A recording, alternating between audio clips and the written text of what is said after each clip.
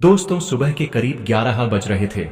जिले की सख्त और ईमानदार एसडीएम अधिकारी नेहा वर्मा की मां श्रीमती सविता देवी अपनी बेटी द्वारा दिए गए 5 लाख रुपए एक कपड़े की पोटली में बांधकर बैंक में जमा करने के लिए निकली थीं।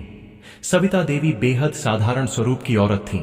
पहनावे से, भाषा लहजे से और चाल ढाल से ऐसा लगता था कि वह किसी गरीब परिवार से हों। किसी अनजान शख्स की नजर में वह शायद भीख मांगने वाली लगती, पर सच कुछ और ही था। जैसे ही सविता देवी शहर के सबसे बड़े और मशहूर बैंक के हॉल में दाखिल हुईं, लोगों की निगाहें उन पर टिक गईं।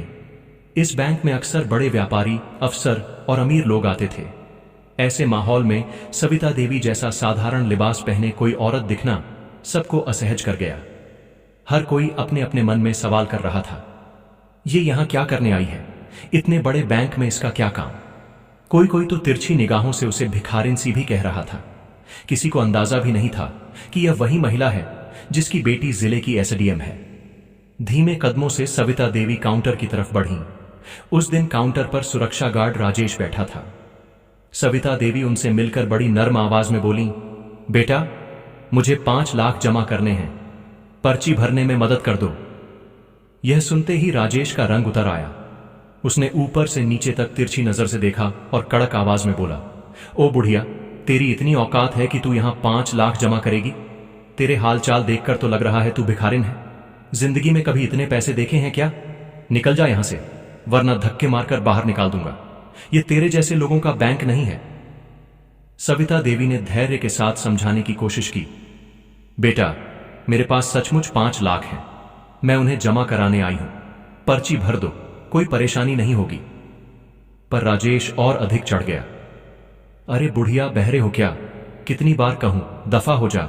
मजाक करने आई है क्या? अगर और जिद की तो सच में पुलिस बुलाकर तुझे जेल भिजवा दूंगा।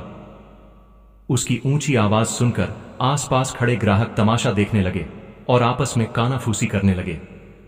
ये तो पागल सी है, कहां से इतने पैसे? सविता देवी समझ चुकी थीं कि केवल बात करने से कोई मानने वाला नहीं है।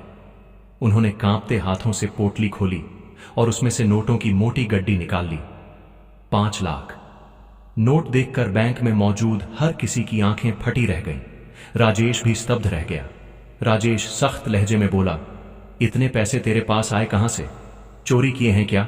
सच सच बता, वरना अभी पुलिस बुलाता हूं और तुझे जेल में डालवा दूंगा। सविता देवी की आंखों में आंसू आ गए, पर उन्होंने हिम्मत से कहा, यह चोरी के पैसे नहीं हैं, यह मेरे ही हैं। मेरी बेटी ने मुझे कल दिए थे कि मैं बैंक में जमा कर दूं। अगर मैं चोरी करती तो घर पर ही छुपा देती, बैंक में लाने की क्या जरूरत? भीड़ उनकी बात सुनने को तैयार नहीं थी। लोग तेज आवाज में चिल्लाने लगे, यह झूठ बोल रही है, पुलिस बुलाओ, यह चोरनी है। वहीं कुछ लोगों ने तो पहले से निश्चय कर लिया था कि झूठ बोलकर वे सबको धोखा दे रही है। इसी बीच बैंक के मैनेजर अरुण मेहरा वहां पहुंचे। गुस्से भरे स्वर में उन्होंने पूछा, यह बुढ़िया कौन है? किसने अंदर आने दिया? सब लोग इसे यहां से निकालो। राजेश ने तुरंत कहा, सर, यह कह रही है कि 5 लाख जमा करने आई है। हमें शक है कि यह चोरी के पैसों के साथ आई है। पुलिस बुलाइए। अरुण ने सविता देवी की ओर तिरस्कार भरी नजर से देखा और कटुता से बोले, बे बुढ़िया, सच बताओ, ये पैसे कहां से चुराए? तेरे हालात देखकर तो लगता है तू भिखारिन है। यहां ऐसे लोगों की जगह नहीं है। सविता देवी ने फिर संयम से कहा, सर, मैं सच कह रही हूं। मेरी बेटी ने ये पैसे मुझे दिए हैं और मेरी बेटी इस जिले की एसडीएम अधिकारी नेहा वर्मा है। यह सुनकर बैंक हॉल में मौजूद कुछ लोग ठहाका मारकर हंस पड़े। अरुण ने मजाक उड़ाते हुए कहा, एसडीएम की मां? तेरी शक्ल देखकर लगता है किसी एसडीएम की मां जैसी नहीं। हमें बेवकूफ बना रही है? और उकसाने वाली आवाज में उन्होंने कहा कि न लौटो, वरना पुलिस को बुलाकर अरेस्ट करवाया जाएगा। स्थिति तनावपूर्ण हो चली। सविता देवी ने कहा, अगर आप नहीं मानते तो पुलिस बुला लीजिए, पर यह मेरे पैसे हैं और मैंने किसी का हक नहीं छेड़ा। कुछ ही देर में पुलिस आई। इंस्पेक्टर राकेश चौधरी अपनी टीम के साथ पहुंचे। उसने आकर कठोर स्वर में कहा, बुढ़िया, ये पैसे किसके हैं? जल्दी बताओ, नहीं तो सख्त कार्रवाई होगी। सविता देवी ने धीरे से वही कहा, यह मेरे पैसे हैं, मेरी बेटी ने दिए हैं, मैं यहां जमा कराने आई हूं। इंस्पेक्टर राकेश के चेहरे पर आए गुस्से की आग और बढ़ गई। उसने बिना जांच के एक जोरदार थप्पड़ सविता देवी के गाल पर जड़ दिया। थप्पड़ इतना तीव्र था कि वह लड़खड़ा कर गिरने वाली थीं। भीड़ के समक्ष यह दृश्य और भी शर्मनाक था। फिर लोगों के कथनों और मैनेजर की बातों के आधार पर इंस्पेक्टर ने पैसे छीन लिए, सविता देवी को पकड़कर थाने ले जाया और लॉकअप में डाल दिया। सब बिना किसी ठोस सबूत और बिना सीसीटीवी फुटेज की जांच के। इंस्पेक्टर राकेश को यह अंदाजा तक नहीं था कि उसने किस गलती का बीजारोपण कर दिया है। शाम के करीब 4:10 बजे अचानक एसडीएम नेहा वर्मा को थाने आने का काम पड़ा। जैसे ही वह थाने में दाखिल हुई, उनकी नजर लॉकअप पर पड़ी। वहां एक बूढ़ी औरत बैठी थी। आईना सा चेहरा थका हुआ, पर आंखों में सच्चाई की चमक थी। नेहा की पहचान तुरंत हुई। वह उनकी मां सविता देवी थीं। नेहा घबरा उठी और तेज कदमों से लॉकअप की सलाखों के पास आईं। मां, आप यहां क्या कर रही हैं? किसने आपको यहां बंद किया? पूछा। उनकी मां चुपचाप नेहा की तरफ देख रही थीं, पर तभी इंस्पेक्टर राकेश बड़बड़ाते हुए आया। जय हिंद मैडम, यह औरत चोरी करके पकड़ी गई थी, इसलिए हमने इसे पकड़कर यहां लाया है। यह बार बार झूठ बोल रही थी कि यह आपकी मां है, इसलिए हमने उम्मीद की कि सच सामने आएगा। नेहा का चेहरा गुस्से से लाल हो उठा। आपने बिना जांच पड़ताल मेरी मां को यहां क्यों ठोंक दिया? आपने कानून का अपमान किया है। किसी निर्दोष पर बिना सबूत जुल्म किया गया है। उनकी आवाज में कड़वाहट के साथ ठहराव था। नेहा ने सबूत मांगे। उन्होंने यह कहा कि बैंक की सीसीटीवी और वहां मौजूद गवाह मामले की असलियत बताएंगे। थोड़ी देर में थाने के एक हवलदार ने लॉकअप खोला और सविता देवी को बाहर निकाला गया। बाहर आकर सविता देवी ने अपनी बेटी को सारी घटना विस्तार से बताई। कैसे बैंक के गार्ड और मैनेजर ने अपमानित किया, कैसे इंस्पेक्टर ने थप्पड़ मारा और पैसे छीन लिए, और कैसे बिना जांच के उन्हें जेल में डाल दिया गया। नेहा का खून उबल उठा। उन्होंने कहा, क्या यह आपके लिए न्याय है? क्या किसी महिला को उसकी गरीबी के आधार पर अपमानित किया जा सकता है? कानून का पालन सबके लिए बराबर होना चाहिए। फिर उन्होंने इंस्पेक्टर राकेश से पूछा, किसके बयान पर आपने यह कार्रवाई की? किस गवाह ने कहा कि मेरी मां ने गाली दी? कोई लिखित शिकायत है? बैंक स्टाफ खामोश रहा। किसी के पास कोई ठोस जवाब नहीं था। यह सन्नाटा बोलता रहा। कोई रिकॉर्ड नहीं, कोई गवाही नहीं, सिर्फ आरोप प्रेरित हलचल। नेहा ने धैर्य बनाए रखा और कहा कि पूरे घटनाक्रम की जांच की जाए। उन्होंने कहा कि सीसीटीवी फुटेज निकाली जाए। नेहा ने इस घटना की रिपोर्ट आधिकारिक तौर पर दर्ज करवाई और मामले को जिला अधिकारी के संज्ञान में पहुंचाया।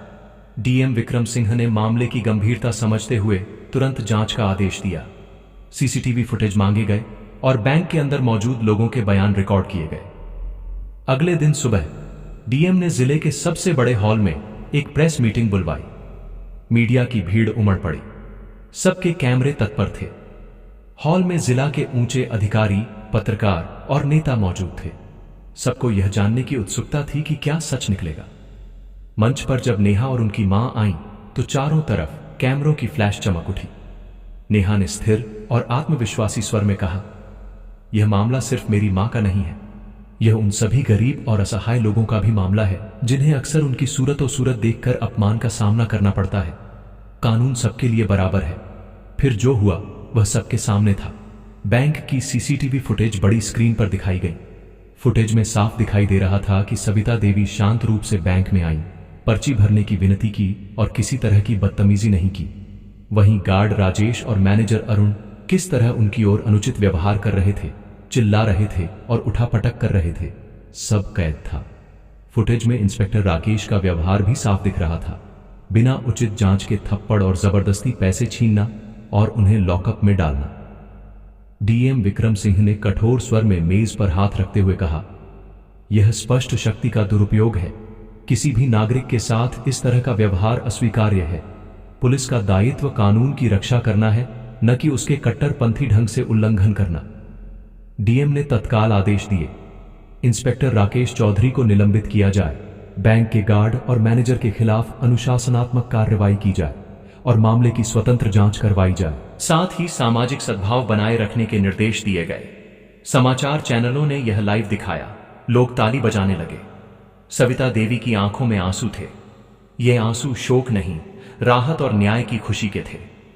मीडिया के समक्ष नेहा ने कहा, आज यह कार्रवाई मेरी मां के लिए नहीं, बल्कि उन सब लोगों के लिए एक संदेश है जिन्हें उनकी गरीबी या लिबास देखकर तिरस्कार का सामना करना पड़ता है। कानून सबके लिए बराबर है, गरीब हो या अमीर, हर व्यक्ति का सम्मान और हक सुरक्षित है। जिसने भी अन्याय किया है उसे जवाब देना होगा। अंत में डीएम की घोषणा से बर्दाश्त न होने वाला सत्य सामने आया। दोषियों के खिलाफ कड़ी कार्यवाही शुरू की जाएगी और पीड़ित को समुचित मुआवजा दिया जाएगा।